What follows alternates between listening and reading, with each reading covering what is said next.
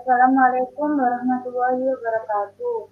Kami dari kelompok 7 akan mempresentasikan yaitu Six Sigma. Sebelum kami mempresentasikan, kami akan memperkenalkan anggota kelompok kami.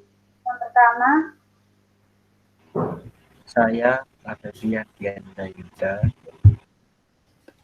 Saya Lisya Amandanisa. yang ketiga saya Bina Putran Titik Gaul. Saya Krisna Septohadi. Saya Eka Fitri Ramadhani.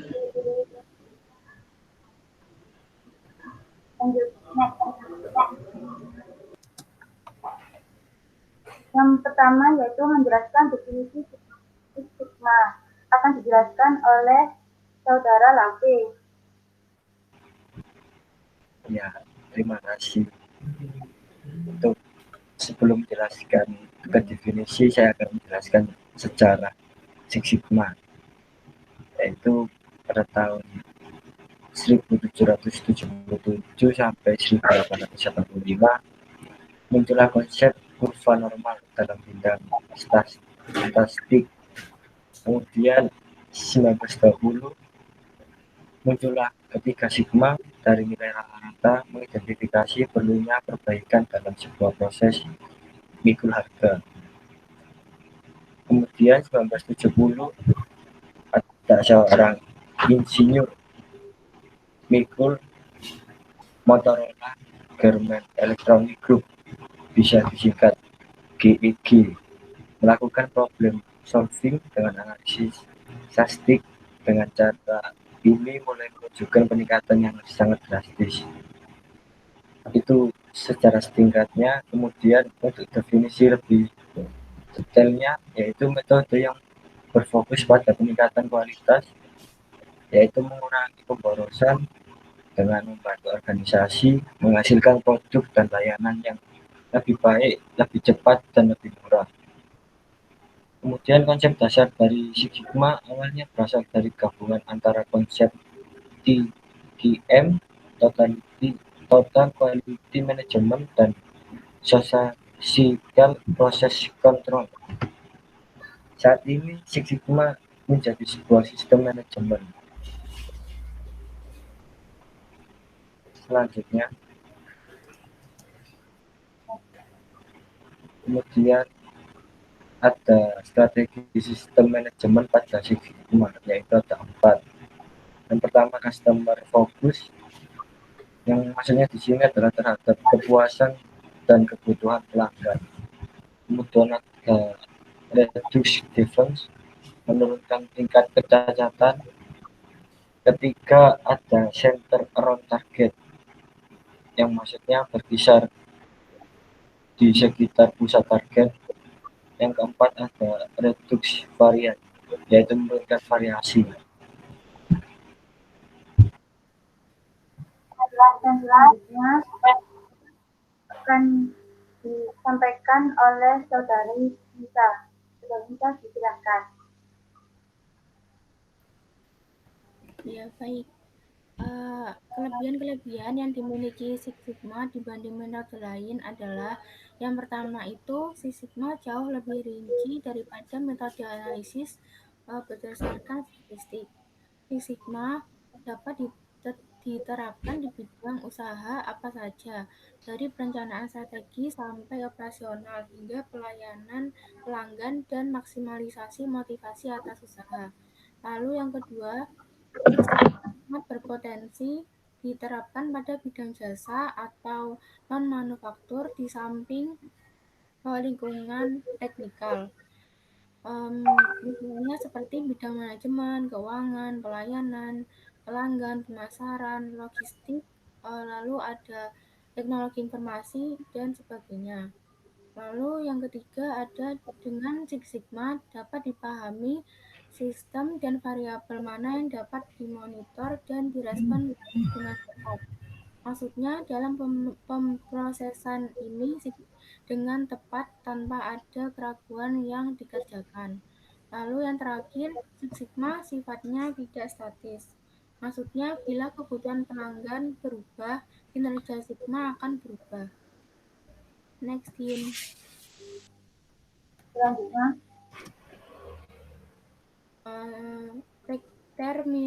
terminologi yang menjadi kunci utama konsep Six Sigma adalah yang pertama ada CTG atau critical to quality, yaitu atribut utama dari kebutuhan konsumen. CTG dapat diartikan sebagai elemen dari proses atau kegiatan yang berpengaruh langsung terhadap pencapaian kualitas yang diinginkan. Lalu ada defect, yaitu kegagalan untuk memuaskan pelanggan. Lalu ada juga proses capability, yaitu kemampuan proses untuk bekerja dan menghasilkan produk yang berkualitas. Lalu juga ada variation. Maksudnya itu sesuatu yang dirasakan dan dilihat oleh pelanggan. Six Sigma itu berfokus untuk mengetahui apa penyebab variasinya, lalu ada juga mencegah terjadinya variasi itu, sehingga dapat meningkatkan kapabilitas dari proses tersebut. Lalu stable operation, yaitu menjaga konsistensi dari proses yang telah diprediksi sehingga dapat meningkatkan kapabilitas proses. Dan ada Design for Six Sigma atau DFSS, yaitu suatu desain untuk memenuhi kebutuhan pelanggan dan kemampuan proses. Ada juga DPMO atau Defect per Million Opportunity, adalah ukuran kegagalan dalam Six Sigma yang menunjukkan kegagalan per sejuta kesempatan. Dan terakhir ada juga DMAIC, yaitu merupakan proses untuk peningkatan terus-menerus menuju Six Sigma lainnya. selanjutnya akan disampaikan oleh saya sendiri jabatan dalam Six Sigma. Yang pertama yaitu champion atau sponsor atau top manajemen, bertanggung jawab untuk mengkoordinasikan jalannya bisnis untuk mencapai Six Sigma dan memilih proyek, melakukan kontrol untuk mengurangi hambatan proyek Six Sigma di bidang tanggung jawabnya. Yang kedua, Master Director.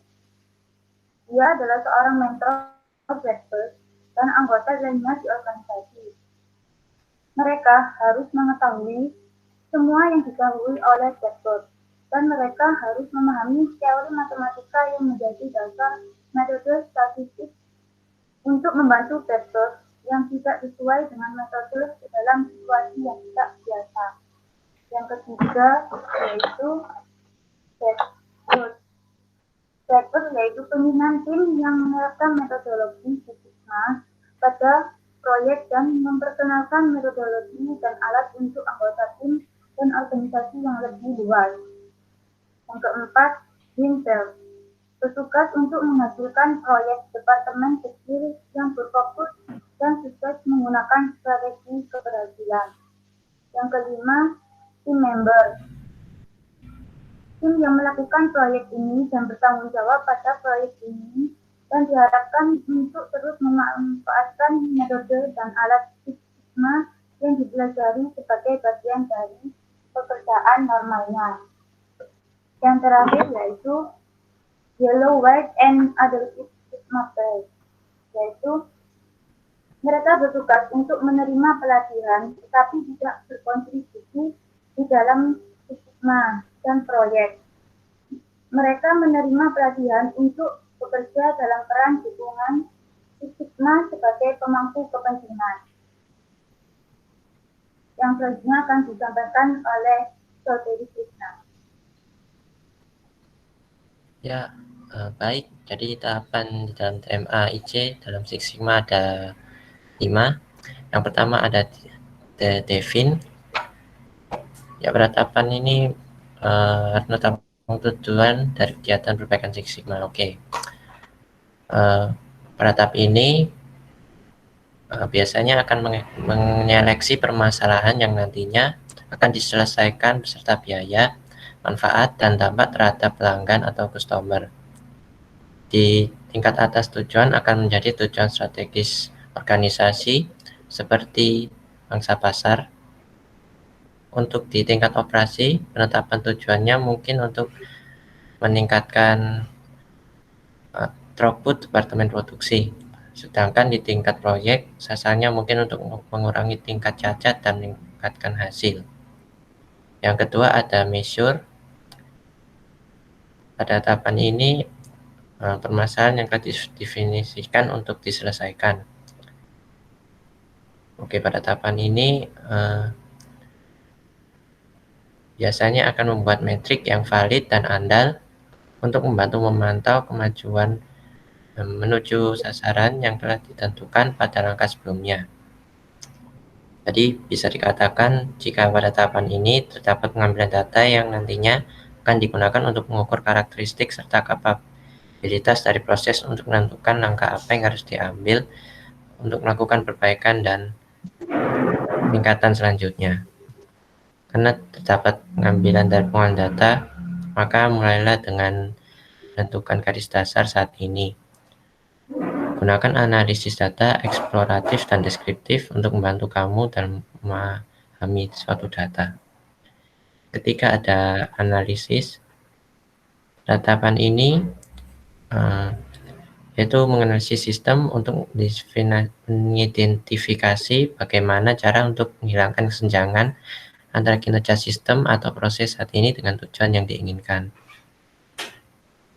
Jadi diharuskan pada tahapan ini harus menemukan solusi untuk memecahkan masalah berdasarkan root cause atau akar penyebab yang telah didefinisikan. Biasanya juga membutuhkan alat statistik untuk membantu dalam melakukan analisis dan memvalidasi kesimpulan. Bisa juga dengan melakukan predictive analytic. Kamu juga bisa menggunakan Lean Six Sigma untuk membuat aliran. Yang keempat ada improve.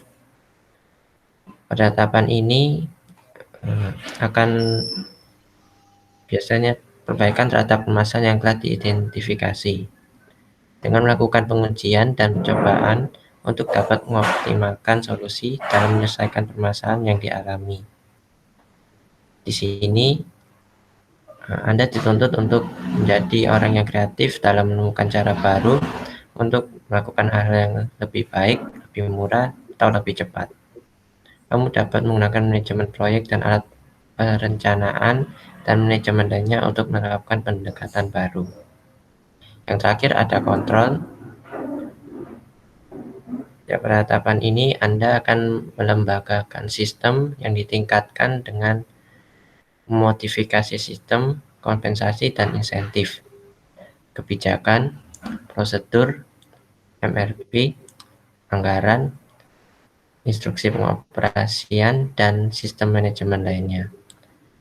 Anda juga harus menetapkan standarisasi serta melakukan kontrol dan mempertahankan proses yang telah diperbaiki dan ditingkatkan. Selanjutnya akan disampaikan oleh Saudari Rahma. Tahapan DIMA-DIVI dalam Six Sigma.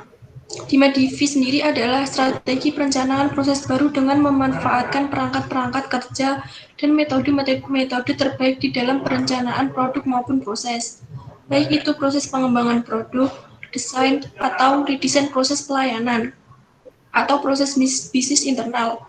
Tahap-tahap dalam proses DIMA-DIV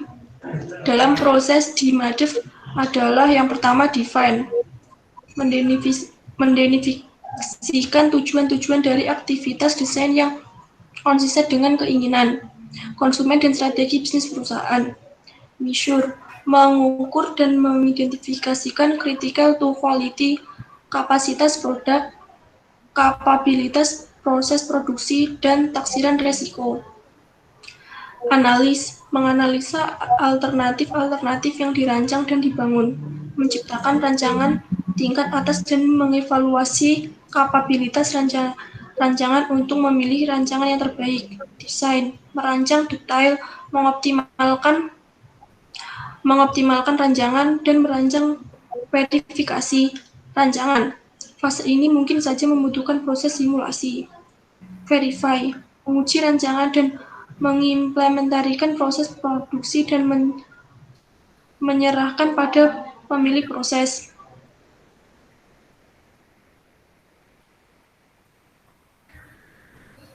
Sekian dari kelompok kami. Wassalamualaikum warahmatullahi wabarakatuh.